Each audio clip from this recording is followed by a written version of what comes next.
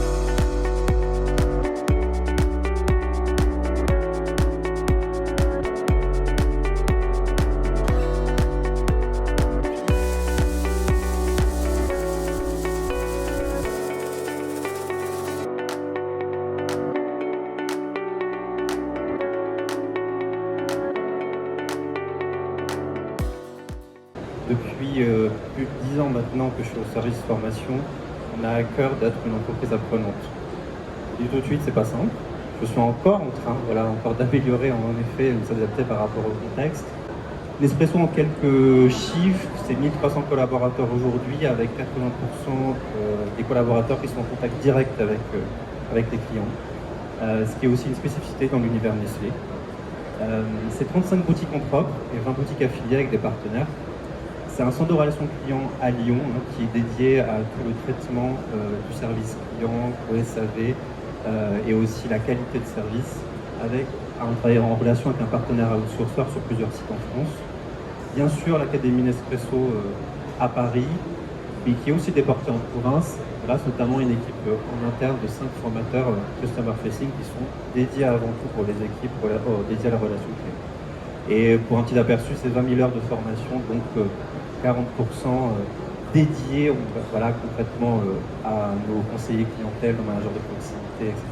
Ce que je vous propose, c'est de regarder quels sont les impacts majeurs finalement d'une université dans un monde qui est en transformation constante. Alors le premier impact, il est concurrentiel, c'est-à-dire qu'aujourd'hui les entreprises qui veulent créer leur université ou leur académie, finalement ont une première réflexion, c'est de se dire on n'apprend pas assez vite. Il faut qu'on apprenne vite parce que le métier change extrêmement vite et parce qu'on doit s'adapter aussi à des impératifs qui sont nouveaux. Et il existe, alors un petit peu moins en France, mais dans certaines régions du monde, il existe une concurrence entre les académies, notamment en termes de recrutement. Parce qu'on a des difficultés à recruter, et c'est vrai qu'entre une entreprise qui a son académie et une entreprise qui n'a pas encore son académie, on voit qu'il y a une différence en termes de recrutement. Peut-être que vous le vivez vous aussi dans votre entreprise.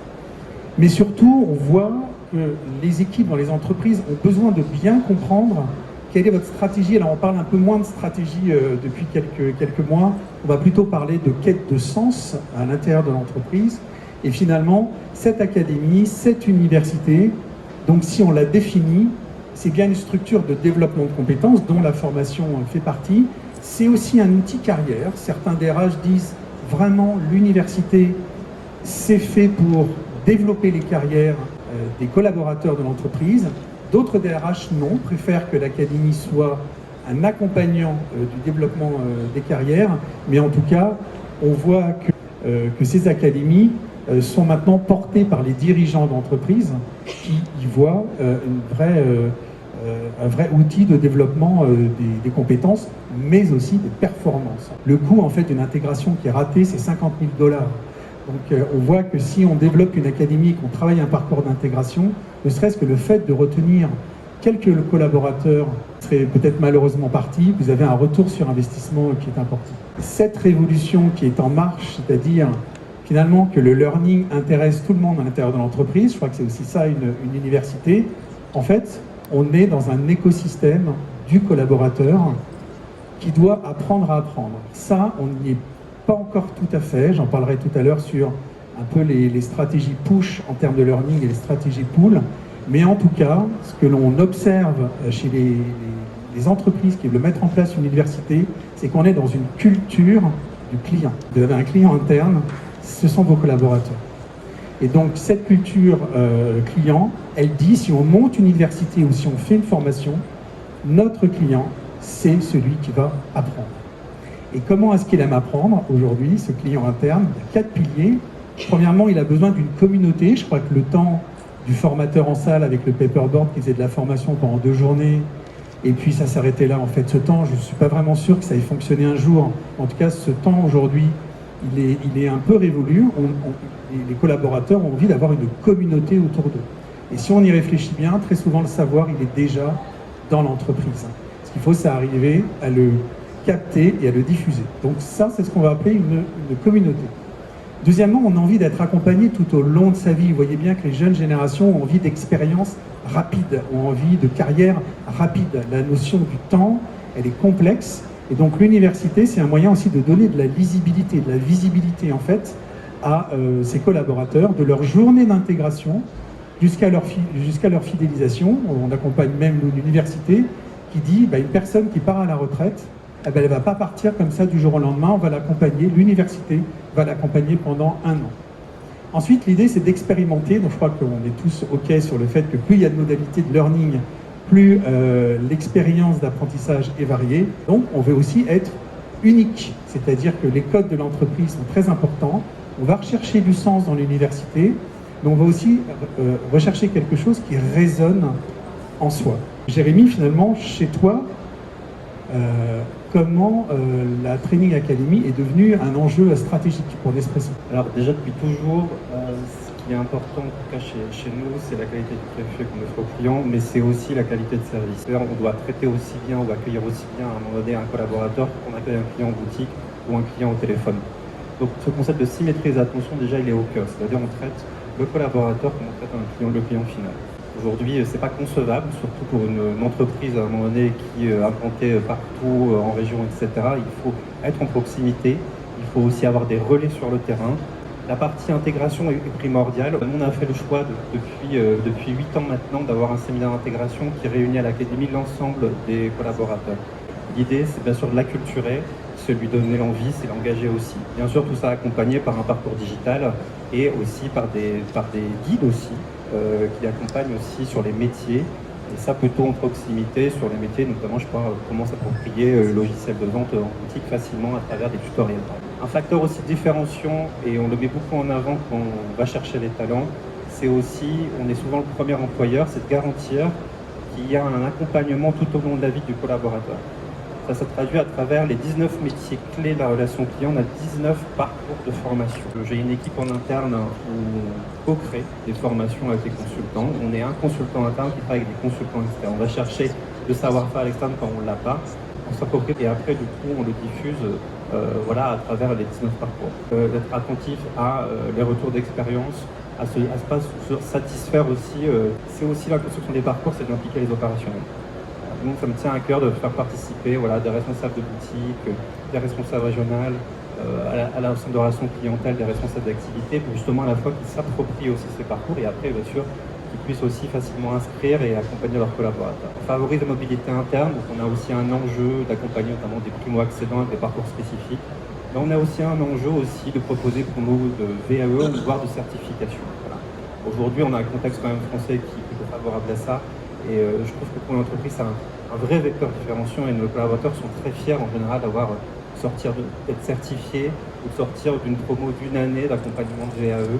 On est quand même très satisfait que s'ils se revendent mieux à l'externe, c'est une vraie fierté chez nous. Voilà, il faut aussi l'accepter. Ce que je vous propose, c'est de regarder les 10 constats. On a regardé chez nos clients les 10 constats qui ont mené à construire son université.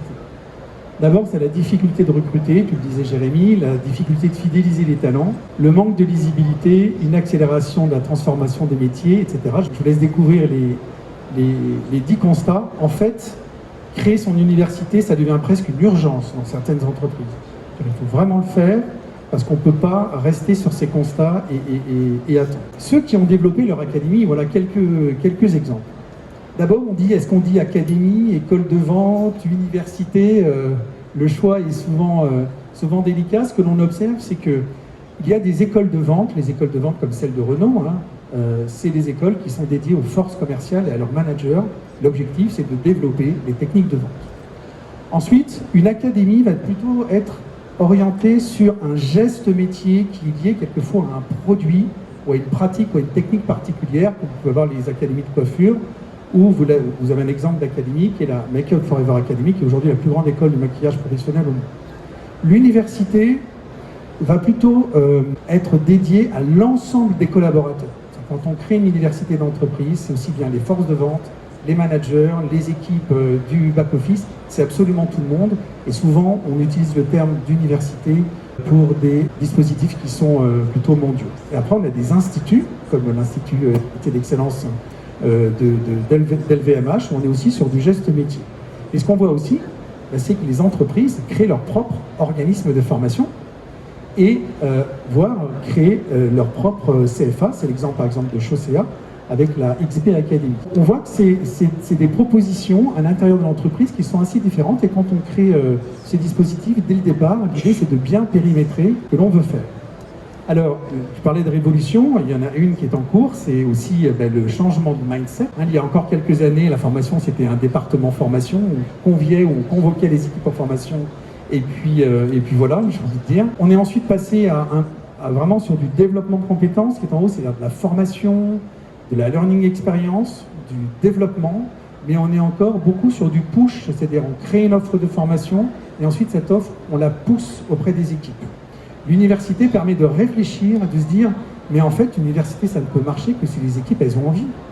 Si les équipes, elles ont envie, elles ont du temps, elles trouvent que ce qu'on leur propose, c'est super ludique, super intéressant, et donc c'est un changement de mindset. C'est-à-dire que l'université se dit, il faut vraiment que je crée une offre de formation qui est à ce point désirable par les équipes qu'elles vont avoir envie d'apprendre et de s'y inscrire. Donc c'est plutôt une logique, en fait, de pool, où on va travailler sur des compétences et des capacités, mais on va aussi beaucoup travailler sur l'engagement. On voit que, par exemple, pour ces plateformes d'e-learning, les statistiques en fait, d'engagement, le fait que les équipes suivent pas des parcours en e-learning est déjà une question. Donc c'est aussi un changement de mindset dans l'entreprise qui va intéresser tout le monde. On doit créer une offre qui est extrêmement désirable pour les équipes. Et on le voit quand une université se crée, c'est assez rare que ce soit la décision d'un ou d'une DRH. En règle générale, c'est une décision qui est prise par les dirigeants de l'entreprise. Et ces dirigeants, ils sont très nombreux et l'université doit rassembler un certain nombre de contributeurs. C'est la clé du succès. Donc c'est déjà en soi un vrai challenge que d'avoir dans les réunions de travail aussi bien le comité de direction que le département, pour le coup, Learning and Development, que les régions, que les experts, et notamment le marketing. Les régions, j'y viens parce qu'en France, on est assez régionalisé, donc il y a aussi une entreprise n'attend pas qu'une université se crée pour faire de la formation, il y a déjà des choses qui existent dans des régions, voire sur les universités qui sont plus internationales, et il y a des choses qui existent dans les régions du globe, en fait. Et quand on crée une université, on doit être à ce point aussi séduisant pour que l'offre qui est créée, entre guillemets, en centrale, puisse plaire à toutes les régions. Exemple, si vous redéfinissez une culture client dans l'entreprise, vous pouvez vous douter que, et en France ou dans le monde, il y a des régions qui ont déjà développé leur propre approche de la vente. Donc si on décide de créer ce module dans l'université ou ce parcours, il va falloir que ce module soit extrêmement séduisant pour les apprenants, mais aussi pour les régions, de se dire, ok, j'avais créé quelque chose, l'université me propose un parcours de formation extrêmement abouti, oui, ça me plaît, j'ai envie de le faire. Alors quand on crée l'université, à quoi ça ressemble, on pourrait dire? C'est un exemple pour une entreprise électroménager. En fait, l'université, elle aboutit dans un premier temps à une structuration précise d'un catalogue de formation. Très souvent, il est organisé par niveau et il est organisé par thématique. Le niveau, c'est l'intégration, tu en parlais Jérémy, très important. Et après, il y a un niveau 1, niveau 2, niveau 3. Ça peut dépendre soit de l'ancienneté ou ça peut dépendre du niveau d'expertise dans l'entreprise. Et vous voyez dans cet exemple qu'on travaille aussi bien en verticalité qu'en horizontalité, c'est-à-dire qu'on va créer des parcours qui vont être des parcours horizontaux, qu'on appelle les parcours d'intégration, où un débutant va pouvoir traverser toutes les thématiques de l'entreprise, mais on veut aussi travailler en vertical, pour dire on a besoin dans l'entreprise d'avoir des managers qui deviennent de plus en plus experts. Donc on crée un parcours de formation management qui peut commencer avec le débutant, mais en tout cas qui va avoir un niveau 1, un niveau 2 et un niveau 3.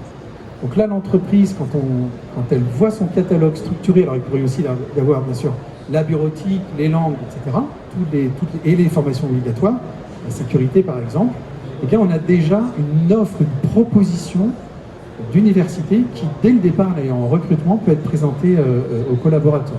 Et comme tu le disais aussi Jérémy, il y a des parcours qui sont certifiants, et un parcours certifiant, on va aller sélectionner dans ce catalogue des modules qu'on va chaîner les uns avec les autres et qui, au bout du compte, vont créer une certification. Alors en France, elle peut être reconnue, okay, mais en tout cas, nous, ce qu'on constate en dehors de la France, c'est qu'un vendeur, par exemple, qui est en Chine et qui a un parcours de formation avec une maison de luxe célèbre et qui, à la fin, a ce qu'on appelle un parchemin, il lui dit, vous avez suivi telle formation dans l'entreprise, tel parchemin reconnu par la maison, ça a une valeur presque inestimable. On le voit avec les flux ensuite LinkedIn de ses collaborateurs. Donc il y a la certification, il y a aussi la reconnaissance de votre entreprise et c'est ce qui donne du sens aussi à cette université. C'est aussi l'occasion de créer sa signature pédagogique. Aujourd'hui, quand on crée une université, on dit on ne veut pas que notre université elle soit comme celle des autres.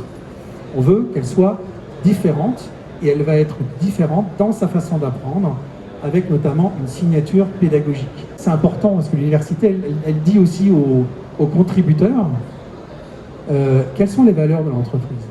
Ces valeurs ont-elles du sens pour tout le monde? Et ces valeurs, comment est-ce que concrètement, la force commerciale, par exemple, va la faire vivre avec ses clients? C'est l'exercice peut-être le plus sophistiqué de l'université, mais qui va lui donner toute sa singularité. Et enfin, alors tu parlais justement d'expertise interne et d'expertise externe. Nous, ce qu'on constate aujourd'hui, c'est que le niveau d'exigence des départements learning a extrêmement évolué. Aujourd'hui, à partir du moment où on veut avoir une expérience collaborateur parfaite, vous doutez bien que les PowerPoint fait un peu sur le flot en disant tiens, je vais parler de ça, puis de ça, puis de ça. Aujourd'hui, ça, c'est plus possible. Donc, on doit travailler dans les règles de l'art de la pédagogie. Et les règles de l'art de la pédagogie, vous les avez ici, c'est-à-dire c'est quoi le cahier des charges, le programme, quel est le scénario avec les modalités, quelle est la learning experience, est-ce qu'on va travailler le cascading, c'est-à-dire qui va former qui dans l'entreprise et comment est-ce qu'on va monitorer.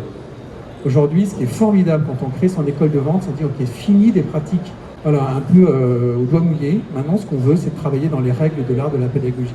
Et ça, toutes les universités veulent que ça soit fait en interne.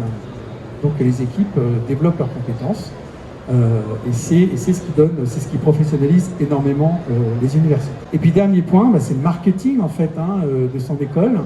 Donc je ne sais pas si vous êtes allé au cinéma pour le printemps du cinéma, mais il y avait une publicité sur l'école des arts joailliers de Van Cleef. Il y a aussi eu énormément de campagnes de publicité à Paris assez importantes sur cette école. On est dans l'ère du marketing de l'information, absolument. Si on est désirable, on doit aussi le faire savoir en interne comme en externe. Et ça, je trouve ça super d'avoir d'attirer notamment les talents grâce à cette université. Donc j'en viens naturellement au marketing de ton académie. C'est mon rêve de l'ouvrir aux clients. Enfin, c'est pas tout, ça va pas se faire vite. Enfin, nous, ça fait 5 ans avec la direction. On dit tiens, ça serait bien du coup, qu'on puisse aussi proposer des formations ou parfois offertes ou payantes à certains de nos clients. Là, depuis après Covid, on a des clients professionnels qui passent par l'académie, parce que l'académie, en fait, c'est pas qu'un lieu de formation, c'est un lieu de rencontre, un lieu de vie. Moi, j'aime bien j'étais hyper frustré parce qu'on a changé d'académie, on était dans le centre de Paris, et maintenant on est à cheval entre ici, Molino et Paris 15. Et Covid, il n'y avait personne. Enfin, voilà, on ne pouvait pas faire les formations présentielles, ou en tout cas à 15 km, c'était horrible. Donc, voilà, c'est un lieu aujourd'hui qui vit, c'est un lieu à la fois de formation, c'est un lieu de rencontre, mais c'est un lieu aussi, on en parlait tout à l'heure, pour créer une académie, il faut le sponsorship du business. Voilà, c'est pas qu'un sujet RH, c'est un sujet en effet qui doit être porté par le business et qui doit faire pleinement partie de la stratégie d'entreprise.